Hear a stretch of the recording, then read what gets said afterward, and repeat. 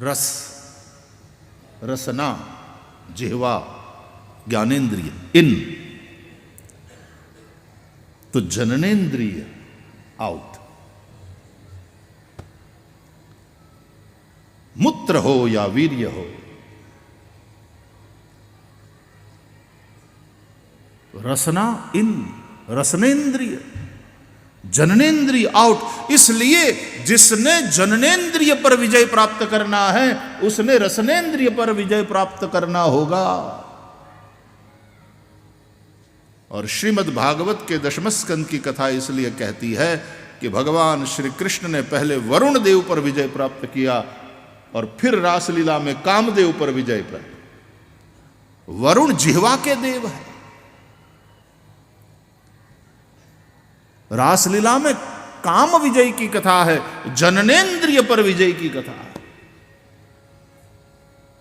ऊर्ध्वरेता महात्मा जो होते हैं, हमारे यहां गंगा उत्तर वाहिनी हो, नर्मदा जहां उत्तर वाहिनी हो, वहां उसका विशेष महत्व माना गया है। नदी मूल से लेकर मुख पर्यंत पवित्र ही है।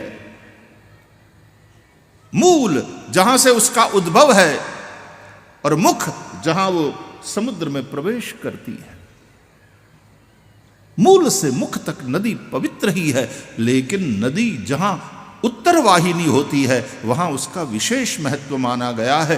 काशी में गंगा उत्तर वाहिनी, उत्तर वाहिन्याः भागीरथ्याः पश्चिमे तटे असि वरुणयोर मध्ये महाश्मशाने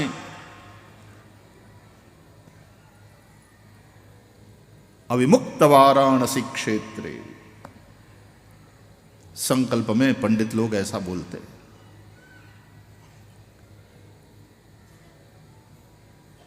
साधारणतया मनुष्य में जीवन का प्रवाह ऊपर से नीचे की ओर बहता है, उत्तर से दक्षिण की ओर। लेकिन वही जीवन का प्रवाह यदि उत्तर की ओर बहने लग जाए, यानी योगी ऊर्ध्व रेता हो जाए, वो रेत दक्षिण की तरफ बहता है, अधोमुखी होता है, तो जीव की उत्पत्ति और वही रेत, वही शुक्र, वही ऊर्जा यदि ऊर्ध्वमुखी होती है, वहां जीव पैदा होता है दूसरा, और यहां शिव की अनुभूति हो जाती है जब ऊर्ध्वरेता। सुखदेव ऊर्ध्वरेता है, सनत कुमार ऊर्ध्वरेता है। जीवन का प्रवाह ऊपर की ओर उठे। तो जिह्वा ज्ञानेन्द्रिय है, रसनेन्द्रिय है, इन। इसलिए क्या खाते हो क्या पीते हो उसका बड़ा महत्व है हमारे यहां। जिते रसे जितम सर्वम ये कहा गया।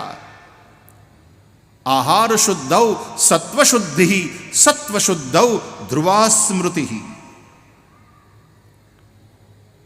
इसलिए हमारे यहां आहार शुद्धि का अत्यंत महत्व है।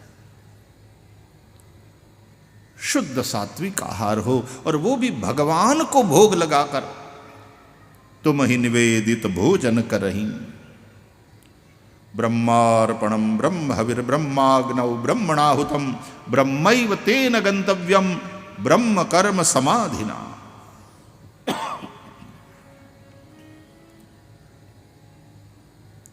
जिह्वा से जो रस भीतर प्रवेश करता है, जननेन्द्रिय से आउट, इन एंड आउट। इसलिए जिसने जिह्वा पर विजय प्राप्त किया वो जननेन्द्रिय पर भी विजय प्राप्त कर सकता है।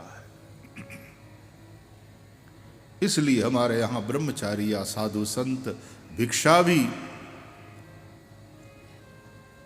सात घर की मांग करके लाते हैं, तो फिर कई तो गंगा जल में उसको धोकर फिर पाते हैं, क्योंकि शरीर को टिकाना है, शरीर को आहार की आवश्यकता है, तो स्वाद रहित करके खाते हैं। अब लोग कहते हैं, साधु संतों के पास जाते हैं, महाराज हमारा मन भगवान में नहीं लगता। कैसे लगेगा? पानी पूड़ी पाव भाजी पिज़्ज़ा बर्गर